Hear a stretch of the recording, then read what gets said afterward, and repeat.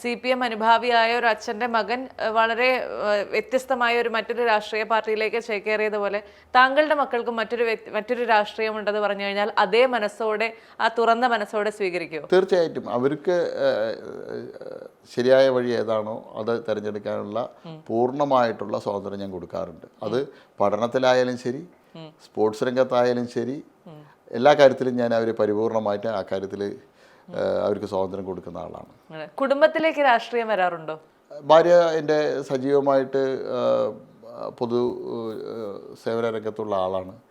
2 ടേമായിട്ട് അവർ നഗരസഭാ കൗൺസിലറാണ്. ഈ ടേമിൽ പാലക്കാട് നഗരസഭയുടെ കഴിഞ്ഞ ടേമിൽ, ഈ ടേമിൽ 2 ടേമിലായിട്ട് സ്റ്റാൻഡിംഗ് കമ്മിറ്റി ചെയർപേഴ്സണുമാണ്. അപ്പോൾ അവരും പൊതു രംഗത്ത് സജീവമായിട്ടുള്ള ആളാണ്. അതുകൊണ്ട് ഞങ്ങളെ സംബന്ധിച്ചോളം ഇത്തരം കാര്യങ്ങളിൽ കാര്യമായിട്ട് കുടുംബത്തിൽ പ്രശ്നങ്ങളൊന്നുമില്ല.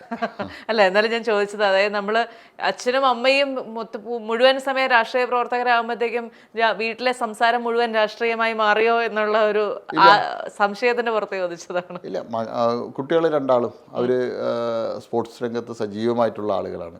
അവർ രാഷ്ട്രീയ മോള് രാഷ്ട്രീയ രംഗത്തേക്ക് വരാൻ ഒട്ടും താല്പര്യം കാണിക്കാത്ത ആളാണ്. മോന് ഈ കാര്യങ്ങളൊക്കെ വലിയ താല്പര്യമുള്ള ആളാണ്.